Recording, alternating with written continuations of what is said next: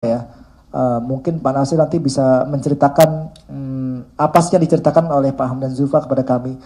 Sekedar konteks teman-teman bahwa setelah ketika para teman-teman ex-OCI ini melapor ke Komnas HAM tahun 1997 bulan April ya. Lalu dari Komnas HAM itu memerintahkan kita untuk membentuk tim gabungan untuk menyelidiki, untuk menindaklanjuti rekomendasinya. Gabungan ini berasal dari tim OCI, diwakili dengan Pak Hamdan Zulfa ya, begitu. Ada juga terlibat Pak Tony, dan juga dari Komnas HAM itu sendiri. Nah, kebetulan untuk menindaklanjuti rekomendasi Komnas HAM terkait dengan asal-usul, itu yang pergi adalah Pak Hamdan Zulfa. Mungkin Pak Nasef bisa cerita sedikit Pak konteksnya. Ya, terima kasih. Selamat sore, salam sejahtera bagi kita semua. Yang saya hormati rekan-rekan media ya. Tadi seperti yang dijelaskan, saya sebenarnya mewakili Pak Hamdan Zulfa. Pada saat itu Pak Hamdan Zulfa memang ditunjuk oleh OCI untuk menjadi kuasa hukum pada saat adanya laporan ke Komnas HAM terkait dengan permasalahan atau dugaan adanya penganiayaan dan seterusnya itu. Jadi sebenarnya cerita yang disampaikan sekarang heboh di media ini sebenarnya bukan cerita baru kira-kira gitu. Ini sudah pernah dilakukan investigasi mendalam oleh Komnas HAM. Nah, itu poin pertama. Artinya apa? Artinya dugaan-dugaan yang sekarang yang disampaikan ini, bahwa yang tadi diceritakan lah macam-macam tuh ya. Ada penyiksaan, kemudian bahkan dalam tanda kutip ada katanya semacam perbudakan. Itu sebenarnya sudah diklarifikasi, diinvestigasi oleh Komnas HAM tahun 97. Jadi tahun 97 itu ada laporan terkait itu. Kemudian pihak dari Komnas HAM tentu membentuk tim. Nah, di dalam tim itu ada pihak dari OCI tadi disebutkan juga, ada dari Komnas HAM dan juga dari pelapor. Ya.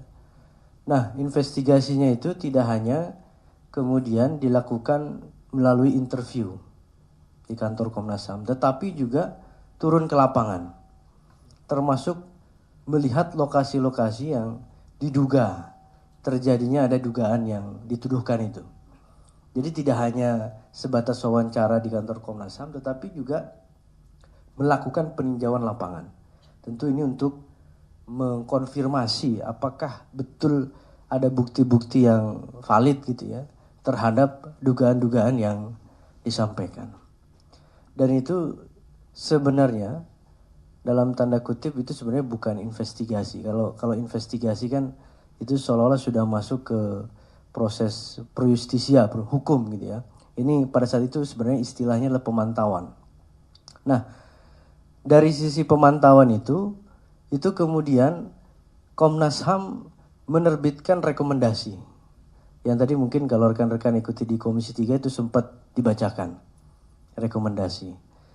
Nah, hal yang penting mungkin untuk dicermati juga bahwa di dalam rekomendasi itu ya, sebenarnya tidak ada satupun kata atau kalimat yang menyatakan telah terbukti pelanggaran HAM-nya. Kalau teman-teman atau rekan-rekan media baca tadi di dalam rekomendasi itu bahasanya adalah cenderung. Ada kecenderungan terjadi pelanggaran HAM. Ya, mungkin kita semua kalau belajar bahasa Indonesia yang baik dan benar, kira-kira kalau ada kata-kata cenderung itu, tentu itu bukan sesuatu hal yang sudah bisa dipastikan pasti begitu ya, atau terbukti pasti. Nah, dan itu juga terkonfirmasi dengan adanya press release dari Komnas HAM terakhir itu April kalau nggak salah ya. Tanggal 25 ya? April 2025. Di situ bahasanya juga jelas. Ini yang perlu kami pertegas. Bahasanya adalah dia merefer ke laporan dan rekomendasi Komnas HAM tahun 1997. Bahasanya di situ disebutkan dugaan pelanggaran HAM. Jadi lagi-lagi sebenarnya Komnas HAM sendiri tidak pernah menyimpulkan bahwa telah terjadi pelanggaran HAM. Makanya kalau kita mau merefer ke bukti otentiknya kira-kira gitu ya, ke yang rekomendasi itu yang tadi ditampilkan di Komisi 3 itu kita bisa melihat dengan pasti begitu ya bahwa sebenarnya cerita soal pelanggaran HAM itu sebenarnya tidak ada ya. Nah, itu yang pertama yang ingin kami pertegas. Kemudian yang kedua, bahwa ada indikasi terhadap itu memang di dalam rekomendasi itu ada ya. Indikasinya apa? Ini sekali lagi indikasi ya, artinya bukan sesuatu hal yang telah terjadi dan terbukti begitu. Indikasi baru. Mungkin bisa ditampilkan di situ. Nah, indikasi-indikasi pelanggarannya itu yang pertama adalah terkait dengan asal-usul, identitas, hubungan kekeluargaan dan seterusnya. Itu yang pertama. Kemudian yang kedua, ada indikasi pelanggaran terhadap hak-hak anak untuk bebas dari eksploitasi yang bersifat ekonomis. Ketiga, pelanggaran terhadap hak-hak anak untuk memperoleh pendidikan umum yang layak. Kemudian pelanggaran terhadap hak-hak anak untuk mendapatkan perlindungan keamanan dan jaminan sosial yang layak. Nanti akan kita elaborasi terkait dengan tindak lanjutnya. Jadi ada 4 hal itu yang sifatnya indikasi sebenarnya. Dan itu dikonfirmasi sekali lagi oleh Komnas HAM terakhir di April 2025. Nah, dari keempat ini kalau kita lihat, tidak ada di situ indikasi adanya penyiksaan. Kira-kira itu. Teman-teman nanti bisa cek sendiri langsung. Jadi tidak ada di situ Komnas HAM menyinggung soal penyiksaan. Artinya apa? Kalau itu memang benar terjadi pada saat itu, tentu hasil pemantauan Komnas HAM akan bicara soal itu, kira-kira gitu. Pasti akan tertera di situ. Tidak mungkin tidak gitu. Nah, karena artinya apa? Kalau Komnas HAM tidak mencantumkan itu, berarti hasil pemantauannya memang tidak menemukan bukti-bukti yang valid terkait dengan adanya dugaan penyiksaan. Itu poin yang kedua. Jadi hanya 4 indikasi ini yang ditemukan oleh Komnas HAM. Kemudian yang ketiga, atas dasar adanya fakta-fakta itu, indikasi tadi, maka Komnas HAM memberikan 4 rekomendasi. Ya. Yang pertama, OCI bekerja sama dengan instansi-instansi terkait, Komnas HAM, Puskopau, Depdikbud, dan Menpora, perlu segera secara koordinatif mencegah dan mengakhiri terjadinya perbuatan yang cenderung menimbulkan pelanggaran HAM. Nah ini, lagi-lagi kalau misalnya dari pihak sebelah mendasarkan pada rekomendasi bahwa terbukti ada pelanggaran HAM, mungkin salah baca kali ya. Di rekomendasi poin berapa ini? 3A ya. 4.1 itu jelas bahwa terjadi perbuatan yang cenderung menimbulkan pelanggaran HAM. Nah itu satu. Kemudian yang kedua, 4.2, untuk menjernihkan asal-usul anak-anak pemain sirkus yang belum jelas asal-usulnya, OCI bekerja sama dengan Komnas HAM akan melakukan publikasi dan langkah-langkah yang diperlukan.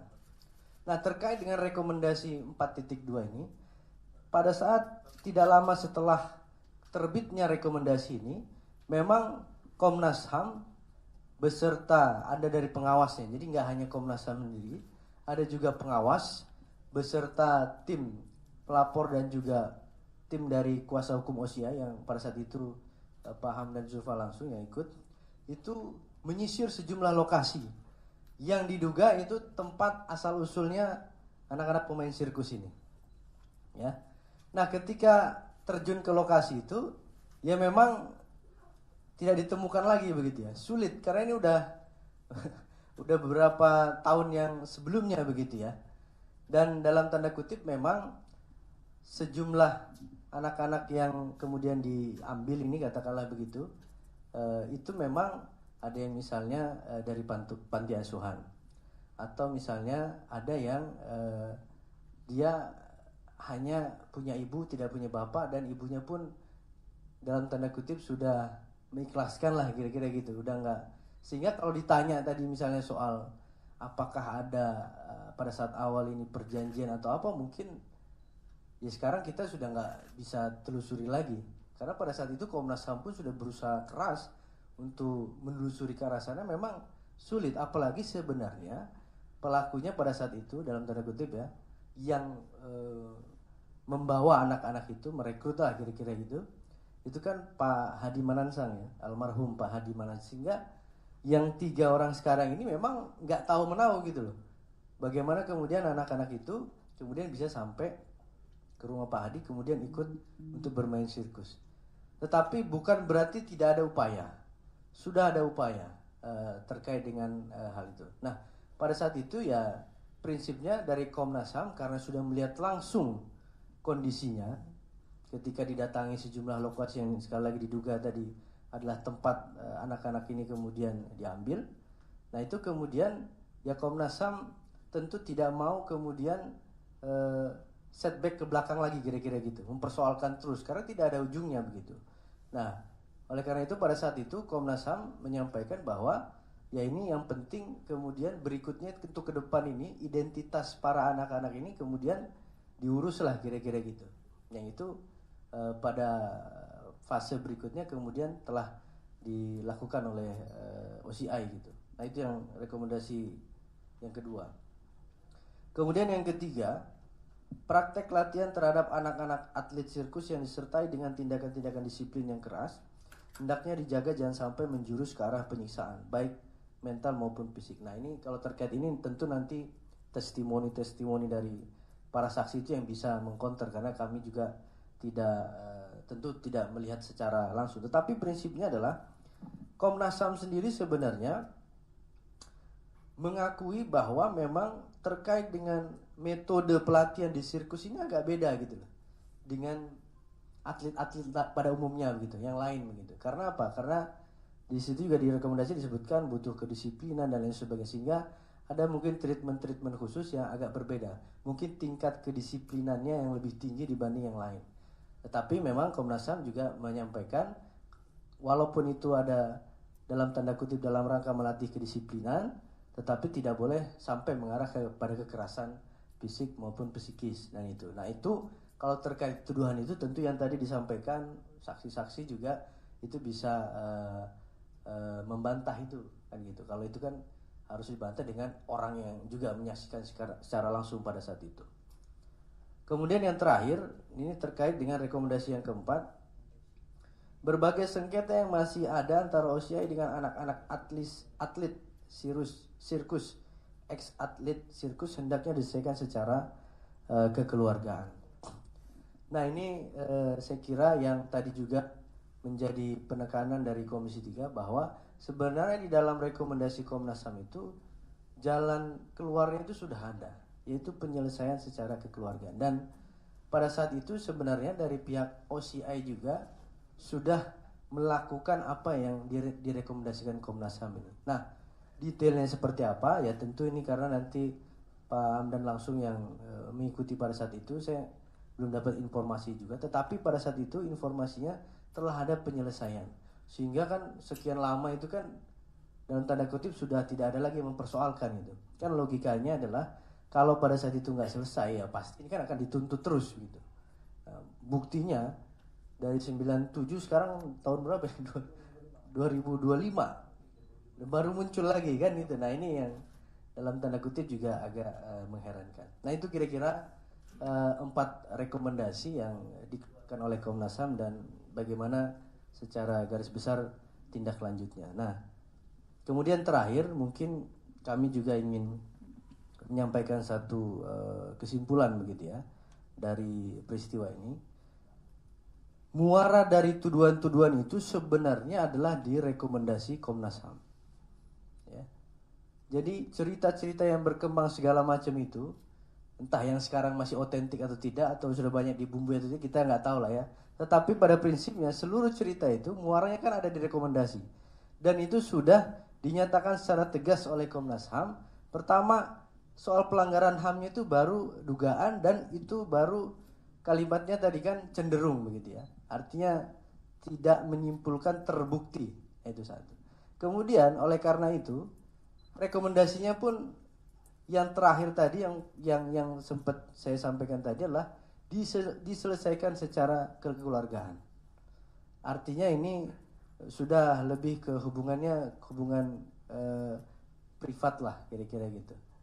Dan yang berikutnya, kalau pada saat itu Komnas HAM menemukan ada bukti-bukti yang kuat yang mengarah ke tuduhan-tuduhan atau laporan itu pasti Komnas HAM akan meningkatkan status hasil pemantauannya itu ke tahap yang berikutnya, kira-kira gitu. Kan kalau kita tahu misalnya penanganan pelanggaran HAM berat, yaitu nanti ada proses penyelidikan. Penyelidikan itu nanti dari Komnas HAM, penuntutan di kejaksaan dan sampai ke pengadilan. Dari pihak sebelah misalnya menyampaikan pada saat itu belum ada undang-undangnya. Ya, undang-undang HAM. Undang-undang HAM itu kan ada tahun 99 kemudian tahun 2000. Saya kira itu kan rentang waktunya tidak terlalu jauh. Apalagi pada saat itu juga kita tahu, mungkin sudah kita tahu, sudah ada laporan polisi di tahun 99 kalau nggak salah ya. 97, kemudian SP3 99. Nah itu. Artinya kalau memang di situ ditemukan ada bukti-bukti untuk mengarah ke misalnya Komnas HAM pun yang bertindak misalnya, itu masih bisa gitu. Masih ada kans untuk itu, dan faktanya sekarang kan kita lihat semua itu tidak terjadi dan hanya sampai selesai di rekomendasi dari Komnas HAM. Oleh karena itu terakhir sekali kami juga berharap ke semua pihak untuk dalam tanda kutip tidak menggoreng-goreng juga rekomendasi Komnas HAM ini. Karena ini yang jadikan seolah-olah pelanggaran HAM ini terbukti begitu. Nah itu sehingga bagi semua pihak ini kalau memang mau melihat secara jernih masalah ini khususnya terkait dengan rekomendasi itu, ayo mari kita baca-baca kata demi kata, kalimat demi kalimat yang tertera di dalam rekomendasi Komnas HAM. Jangan kemudian berspekulasi, beropini, apalagi menafsirkan semau-maunya sendiri gitu. Nah, itu yang kami tentu harapkan kepada semua pihak agar permasalahan ini bisa on the track lagi, jernih sesuai dengan apa memang fakta yang sebenarnya. Mungkin sementara itu. Baik, terima kasih Pak Nasir. Berikutnya mungkin saya juga supaya tidak